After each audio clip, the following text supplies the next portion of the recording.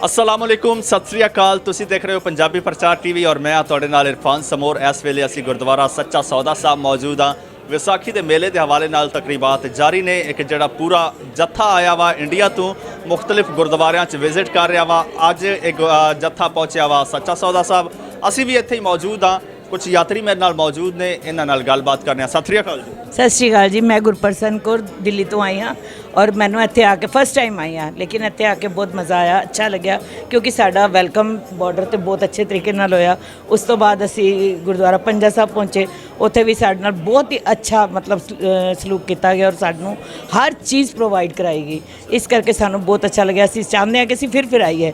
फिर सानू बहुत सिस्टम नाल, बहुत ही अच्छे सिस्टम नाल सानू बसां ते बिठाया गया और उस बड़े प्यार नाल इत्थे तक लिआंदा गया। असीं इन्हां दे बहुत ज़्यादा शुक्रगुजार हाँ। आंटी जी अंकल जी कित्थे ने? अंकल जी चढ़ाई कर गए ने। चढ़ाई कर गए ने? हाँ जी, तुहानू हुण आज़ादी मिल गई? हाँ जी, इस करके मैं पहली बारी आई हाँ क्योंकि वो तो आण ही नहीं देंदे सी किते भी। अच्छा ਉਹ ਮੈਨੂੰ ਕਿਤੇ ਨਹੀਂ ਜਾਣ ਦਿੰਦੇ ਸੀ, ਕਹਿੰਦੇ ਸੀ ਇੱਥੇ ਹੀ ਰਹਿ। ਤੇ ਹੁਣ ਮੈਂ ਉਹਨਾਂ ਦੇ ਜਾਣ ਤੋਂ ਬਾਅਦ ਫਸਟ ਟਾਈਮ ਮੈਂ ਬਾਹਰ ਨਿਕਲੀ, ਇੱਥੇ ਆਈ ਹਾਂ। ਚਲੋ ਹੁਣ ਤੁਹਾਨੂੰ ਕੋਈ ਮਨਾ ਕਰਨ ਵਾਲਾ ਨਹੀਂ, ਬਾਰ-ਬਾਰ ਆਇਓ ਜੀ। ਆਂਟੀ ਜੀ ਤੁਹਾਡਾ ਕੀ ਨਾਮ ਹੈ ਤੇ ਕਿੱਥੋਂ ਆਏ? ਮੇਰਾ ਨਾਮ ਅਵਤਾਰ ਕੌਰ ਹੈ ਜੀ। ਸਾਈਂ ਪਿੱਛੋਂ ਪਠਾਨਕੋਟ ਤੋਂ ਹੈ। ਚੰਡੀਗੜ੍ਹ ਅਸੀਂ ਰਹਿੰਦੇ ਹਾਂ, ਉੱਥੇ ਮੇਰਾ ਮੁੰਡਾ ਨੌਕਰੀ ਕਰਦਾ ਹੈ। ਠੀਕ ਹੈ, ਉਹੀ ਮੁੰਡਾ ਮੈਨੂੰ ਲੈ ਕੇ ਆਇਆ। ਮੈਂ ਕਦੀ ਸੋਚਿਆ ਨਹੀਂ ਮੈਂ ਇੱਥੇ ਆਵਾਂਗੀ ਤੇ ਮੇਰਾ ਮੁੰਡਾ ਮੈਨੂੰ ਲੈ ਕੇ ਆਇਆ। ਮੈਨੂੰ ਬਹੁਤ ਅੱਛਾ ਲੱਗਿਆ। ਸਾਡੇ ਤੇ ਫੁੱਲਾਂ ਦੀ ਵਰਖਾ ਕੀਤੀ ਹੈ ਇਹਨਾਂ ਨੇ। ਹਾਂ, ਸਾਡਾ ਬਹੁਤ ਅੱਛਾ ਅਰੇਂਜਮੈਂਟ ਇਹਨਾਂ ਨੇ ਕੀਤਾ ਹੋਇਆ ਹੈ। ਠੀਕ ਹੈ, ਲੰਗਰ ਦਾ, ਖਾਣੇ ਪੀਣੇ ਦਾ, ਡਾਕਟਰਾਂ ਦਾ, ਪਾਣੀ ਧਾਣੀ ਦਾ, ਹਰ ਇੱਕ ਚੀਜ਼ ਦਾ ਜੋ ਵੀ ਹੈ। ਲੋਕੀ ਕਹਿੰਦੇ ਤਾਂ ਹੈ ਨਾ, ਪਰ ਇਹ ਸਾਡਾ ਇੱਕ ਅੰਗ ਹੈ ਜਿਹੜਾ ਪਾਕਿਸਤਾਨ ਹੈ, ਪੰਜਾਬ ਦੇ ਨਾਲੋਂ ਨਿਕਲਿਆ ਹੋਇਆ ਹੈ ਇਹ।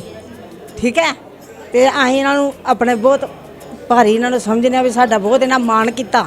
ਸਾਡਾ ਅਰੇਂਜਮੈਂਟ ਕੀਤਾ ਹੋਇਆ, ਗੱਡੀਆਂ ਦਾ ਅਰੇਂਜਮੈਂਟ ਹੈ, ਖਾਣ ਪੀਣ ਦਾ ਅਰੇਂਜਮੈਂਟ ਹੈ, ਹਰ ਇੱਕ ਚੀਜ਼ ਦਾ ਅਰੇਂਜਮੈਂਟ ਕੀਤਾ ਹੋਇਆ ਇਹਨਾਂ ਨੇ। ਠੀਕ ਹੈ, ਵਾਹਿਗੁਰੂ ਜੀ ਕਾ ਖਾਲਸਾ ਵਾਹਿਗੁਰੂ ਜੀ ਕੀ ਫਤਿਹ। ਤੇ ਆਂਟੀ ਜੀ ਫਸਟ ਟਾਈਮ ਆਏ ਹੋ ਤੁਸੀਂ? ਹਾਂ, ਮੈਂ ਪਹਿਲੀ ਵਾਰ ਆਈ ਹਾਂ, ਪਰ ਮੈਂ 2-3 ਵਾਰੀ ਅੱਗੇ ਵੀ ਅਪਲਾਈ ਕੀਤਾ ਸੀ, ਕਰੋਨਾ ਕਰਕੇ ਨਹੀਂ ਲੱਗਿਆ ਵੀਜ਼ਾ, ਫਿਰ ਕੈਂਸਲ। ਮੇਰਾ ਮੁੰਡਾ ਕਹਿੰਦਾ, ਬੱਚੇ ਕਹਿੰਦੇ ਵੀ ਤੇਰਾ ਜਿਹੜਾ ਲੱਗਿਆ ਨਾ ਵੀਜ਼ਾ, ਮੁੰਡੇ ਨੂੰ ਕਹਿੰਦਾ ਕੋਈ ਗੱਲ ਨਹੀਂ, ਮੇਰੀ ਨੌਕਰੀ ਜਲਦੀ ਜਾਏ, ਮੈਂ ਆਪਣੀ ਮਾਂ ਨੂੰ ਘੁਮਾ ਕੇ ਲਿਆਣਾ ਹੈ। ਵਾਹ ਜੀ, ਜ਼ਬਰਦਸਤ, ਕੀ ਬਾਤ ਹੈ। ਆਂਟੀ ਜੀ ਕੀ ਨਾਮ ਆ ਤੁਹਾਡਾ ਤੇ ਕਿੱਥੋਂ ਆਏ? हाँ, मैं सत श्री अकाल जी। मेरा नाम निर्मल कौर है। मैं दिल्ली तो आई हाँ, इंडिया तो ते फस्ट टाइम आई हाँ इत्थे इस विसाखी के मेले दे पाकिस्तान के गुरुद्वारे घूमन वास्ते। लेकिन इत्थे आके मैनूं बहुत ही अच्छा लग्या क्योंकि इत्थे उन्होंने सानू आदर समान तो दिता ही दिता है। नाल उन्होंने यह वेख्या कि भी हर गुरुद्वारे च हर ਜਿਹੜੇ ਵੀ ਗੁਰਦੁਆਰੇ ਅਸੀਂ ਗਏ ਹਾਂ, ਚਾਹੇ ਪੰਜਾ ਸਾਹਿਬ ਗਏ ਹਾਂ, ਚਾਹੇ ਕਿਸੇ ਵੀ ਗੁਰਦੁਆਰੇ ਗਏ ਹਾਂ, ਹਰ ਗੁਰਦੁਆਰੇ ਦਾ ਰੱਖ ਰਖਾਵ ਸਾਡੇ ਆਪਣੇ ਪੰਜਾਬ ਵਰਗਾ ਹੀ ਹੈ ਤੇ ਸਾਨੂੰ ਇਸ ਤੋਂ ਭਿੰਨ ਨਹੀਂ ਲੱਗਿਆ ਕੁਝ ਵੀ, ਤੇ ਬਹੁਤ ਅੱਛਾ ਲੱਗਿਆ। ਔਰ ਇਸ ਚੀਜ਼ ਤੇ ਅਸੀਂ ਸਲਾਮ ਵੀ ਕਰਦੇ ਹਾਂ।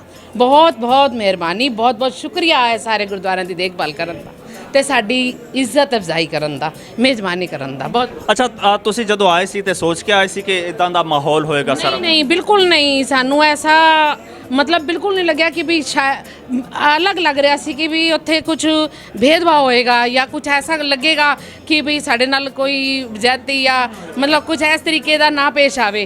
लेकिन ऐसा लग्या ही नहीं कि असी इंडिया च या पाकिस्तान च। एक पाकिस्तान अभिन्न अंग हैगा साडे देश दा। अच्छा, बहुत सारे लोग ਤੁਹਾਨੂੰ देख रहे हैं, उन्होंने की पैगाम देना चाहोगे ਜਿਹੜੇ ਤੁਹਾਡੇ ਤਰ੍ਹਾਂ ਥੋੜੇ ਡਰਦੇ ਨੇ?